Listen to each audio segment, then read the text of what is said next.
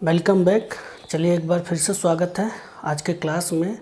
और आज का क्लास में हम लोग डिस्कस करेंगे सीखने के प्रकार। सीखने का प्रकार हम लोग पहले भी डिस्कस कर चुके हैं, लेकिन ये प्रकार जो है ये आशुबेल का, यानी हम इसे ये भी कह सकते हैं आशुबेल का वर्गीकरण या आशुबेल का क्लासिफिकेशन।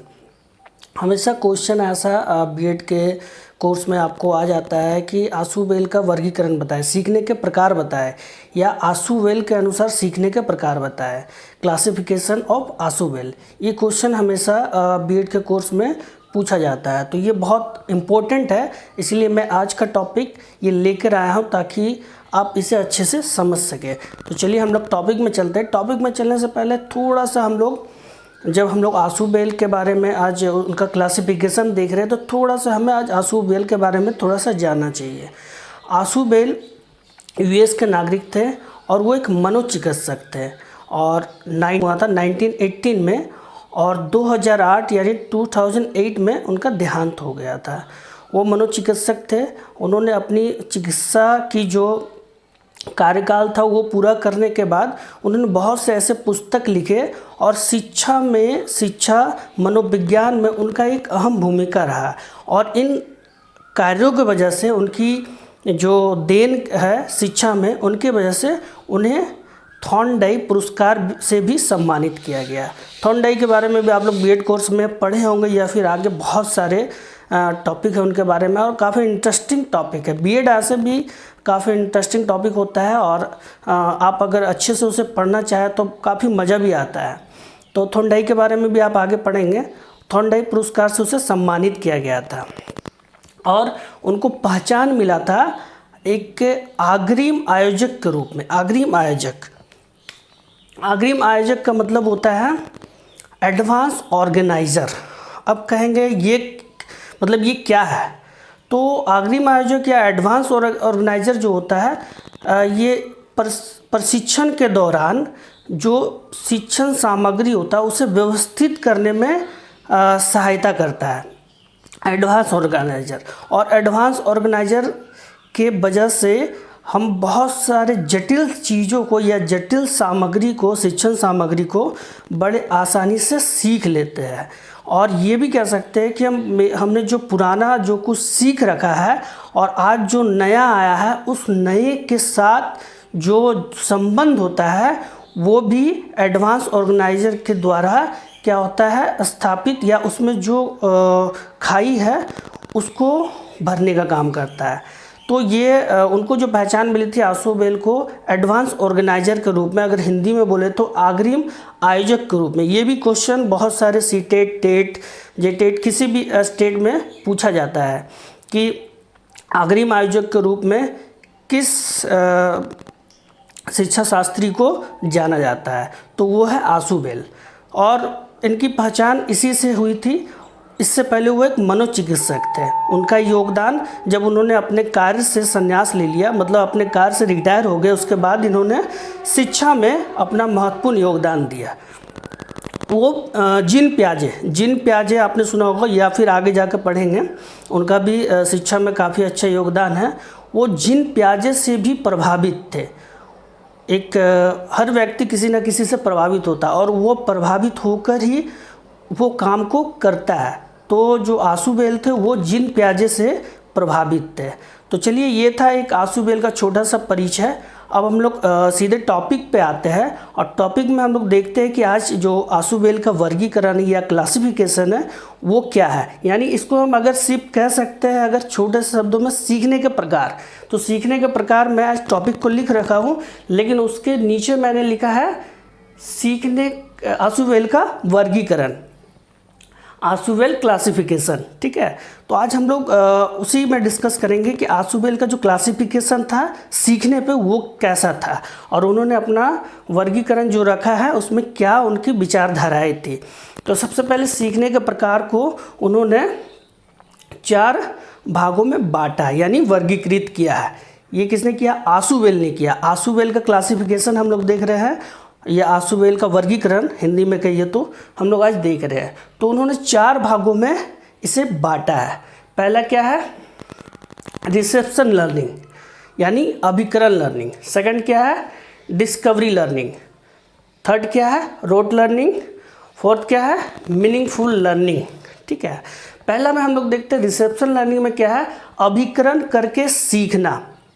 अभिकरण का मतलब होता है शोध करना या खोज करना। जब भी हम खोज करते हैं या शोध करते हैं तो हम सीखते हैं। यहाँ पर आशुवेल के वर्गीकरण में उन्होंने अपना जो सीखने का प्रकार है वो दिया है रिसेप्शन लर्निंग, यानी अभिकरण करके सीखना। यहाँ क्या होता है, बालक को या शिक्षार्थी को शिक्षण सामग्री, शिक्षण जो सामग्री है वो दे दिया जाता है।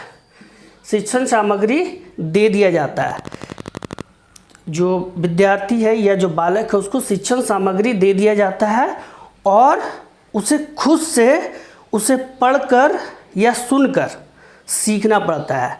उसे सीखने का समय नहीं दिया जाता या फिर कोई शिक्षक के द्वारा उसे सिखाया नहीं जाता, उसे खुद सीखना होता है। शिक्षण सामग्री उसे दे दिया जाता है। फॉर एग्जाम्पल मैं एक वर्ड से आपको समझाता हूँ, distance. Distance education. Distance education, distance education की बात करें तो आप में से कई लोगों ने डिस्टेंस एजुकेशन के माध्यम से भी शिक्षा ग्रहण किया होगा या भविष्य में करने वाले होंगे या उसके बारे में जानते तो ज़रूर होंगे। तो डिस्टेंस एजुकेशन में क्या होता है, जब आप उसमें इनरोल होते हैं तो आपको जो शिक्षा का जो पुस्तक है या मटेरियल्स है वो आपको प्रोवाइड कर दिया जाता है, लेकिन आपको क्लास नहीं दिया जाता है। आप खुद उसे घर पर बैठकर उस मटेरियल को पढ़ते हैं, तैयारी करते हैं और खुद सीखते हैं। यानी अभिकरण करके सीखने में क्या होता है, हमें शिक्षण सामग्री दे दी जाती है और सीखना खुद होता है। ये क्या हो गया, रिसेप्शन लर्निंग। पहला है रिसेप्शन लर्निंग, जिसको हम एग्जाम्पल से समझ सकते हैं डिस्टेंस एजुकेशन की तरह होता है, जिसमें बालक या जो शिक्षार्थी है उनको शिक्षण सामग्री से दे दिया जाता है और उसे खुद उसे पढ़कर, अगर ऑडियो ये में है तो उसे क्या होता है सुनकर, और अगर वो रिटन है तो उसे पढ़कर वो खुद सीखता है। तो ये हो गया पहला क्या है, रिसेप्शन लर्निंग, अभिकरण करके सीखना, यानी अभिकरण करके लिखना, लर्निंग, रिसेप्शन लर्निंग, अभिकरण करके सीखना। सेकंड क्या है, डिस्कवरी लर्निंग, अन्वेषण। ये होता है आपका खोज करना या शोध करना। डिस्कवरी में क्या होता है, आपको वो शिक्षण सामग्री आपको प्रोवाइड कर दिया जाता है और बालक को उस पर खोज करना होता है, शोध करना होता है। खोज करके शोध करके जो बालक सीखता है वो सीखना है। यानी आशुवेल के वर्गीकरण में डिस्कवरी लर्निंग का भी एक स्थान है। यानी डिस्कवरी लर्निंग में क्या होता है, शिक्षण सामग्री शिक्षार्थी को दे दिया जाता है और उसे उस पर खोजना या शोध करना होता है। जस्ट एग्जाम्पल, अगर अभी मैं एक एग्जाम्पल ले लूँ, सापेक्षता का सिद्धांत। सापेक्षता का सिद्धांत, सापेक्षता का सिद्धांत में क्या था, एनर्जी और मास का संबंध को खोजना था। सापेक्षता का सिद्धांत किसने दिया है बताइए, चलिए मैं बताता, अल्बर्ट आइंस्टीन ने दिया था। तो सापेक्षता के सिद्धांत में क्या था, जो एनर्जी है और मास के संबंध, एनर्जी और मास के बारे में तो उन्हें पता था, लेकिन उसका जो नियम था, जो संबंध था, उसको ढूंढ के निकालना था। तो यहाँ पर उसके पास क्या था, एक मैटर था, लेकिन खोज करना था, अन्वेषण खोजना था, यानी डिस्कवर करना था। तो उन्होंने इस खोज को निकाला, यानी E=mc²। ये सापेक्षता का सिद्धांत है, ठीक है, ये नियम है, ये सूत्र है, हम कह सकते हैं इसे सूत्र है। तो इस सूत्र को अल्बर्ट आइंस्टीन ने निकाला। लेकिन यहाँ पर क्या है, जो आपको मैं पहले से बता रहा हूँ कि आपको शिक्षण का सामग्री दे दिया जाता है और आपको खुद डिस्कवर या अन्वेषण करना पड़ता है। यहाँ भी उनके पास था, टॉपिक था, लेकिन उन्होंने खुद खोजा और खोज के इस नियम को निकाला।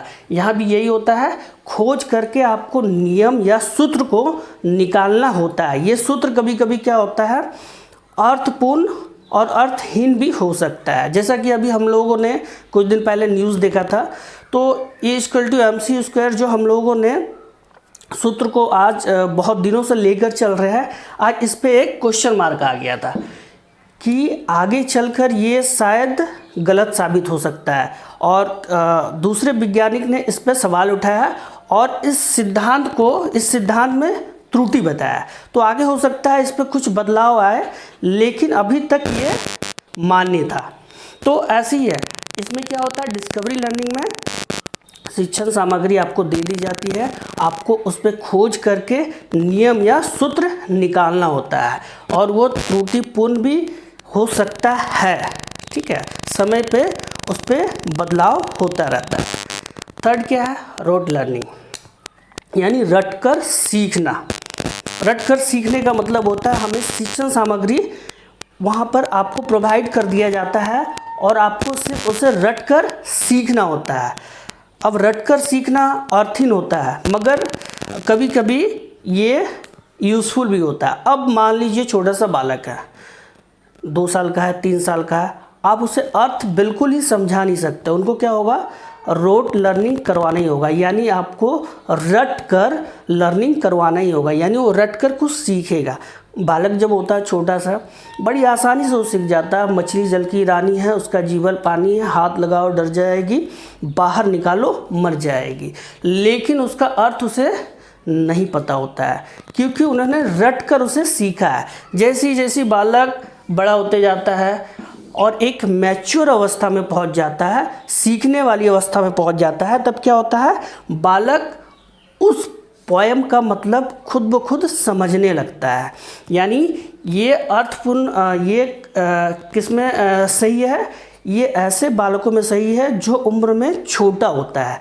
रोट लर्निंग यानी रट कर सीखना उसके लिए बढ़िया है, ये बड़े बालकों के लिए नहीं है। तो आशुबेल के वर्गीकरण में ये तीसरे नंबर पे है। चौथे नंबर पे है मीनिंगफुल लर्निंग, यानी अर्थपूर्ण सीखना। ये सबसे इम्पोर्टेंट है और ये काफ़ी महत्वपूर्ण भी है। हम सीखने के पहले देख चुके हैं रिसेप्शन लर्निंग, डिस्कवरी लर्निंग और रोट लर्निंग, और ये लास्ट में मीनिंगफुल यानी अर्थपूर्ण सीखना। अर्थपूर्ण सीखने का अर्थ होता है कि हमें जो शिक्षण सामग्री है, मटेरियल है, वो दे दिया जाता है और उसको अर्थपूर्ण सीखना होता है, यानी हमें उसे अर्थ के साथ जानना होता है और उसका एक सूत्र भी सिद्ध होता है। अगर हम कुछ ऐसा टॉपिक पढ़ रहे हैं जिसका कोई अर्थ नहीं हो या फिर उसका अर्थ नहीं निकले, तो वो व्यर्थ है। यानी इसमें क्या होता है, आपको अर्थपूर्ण सीखना होता है, यानी उसका उस टॉपिक का एक अर्थ होता है। तो चलिए, आई होप, मुझे लगता है कि आप आशुबेल का जो क्लासिफिकेशन है उसको अच्छे से समझ गए होंगे। पहला आप रिसेप्शन लर्निंग में समझ चुके हैं कि सिर्फ शिक्षण सामग्री दे दिया जाता है, आपको सिर्फ उसे पढ़कर या उसका स्टडी कर कर आपको खुद सीखना होता है। ये जस्ट लाइक डिस्टेंस एजुकेशन जैसा होता है। सेकेंड आपने देखा था डिस्कवरी लर्निंग, इसमें खोज करना होता है, शोध। आपको शिक्षण सामग्री दे दिया जाता है, टॉपिक दे दिया जाता है, उस पर आपको खुद अन्वेषण यानी शोध करना होता है और एक नियम या सूत्र निकालना होता है, जो कभी कभी त्रुटिपूर्ण भी हो सकता है। थर्ड है रटकर सीखना। रटकर सीखने में किसके लिए है, छोटे बालकों के लिए है, बड़े बालकों के लिए ये उपयोगी नहीं है। आखिरी है मीनिंगफुल लर्निंग, ये मोस्ट इम्पोर्टेंट है। हम कुछ भी सीखते हैं अर्थ सीखने के लिए सीखते हैं, यानी अर्थपूर्ण सीखते हैं, और ये मोस्ट इम्पोर्टेंट है। तो आई होप, मेरे ख्याल से लगता है कि आशुबेल का जो वर्गीकरण है, क्लासिफिकेशन ऑफ आशुबेल, आपको अच्छी तरह से समझ आ गया होगा। और अगर नहीं समझ आया तो आप कमेंट बॉक्स में कमेंट करें, मैं आपको जवाब दूंगा। चलिए, आज के लिए इतना ही, मिलते हैं नेक्स्ट क्लास में। Thank you.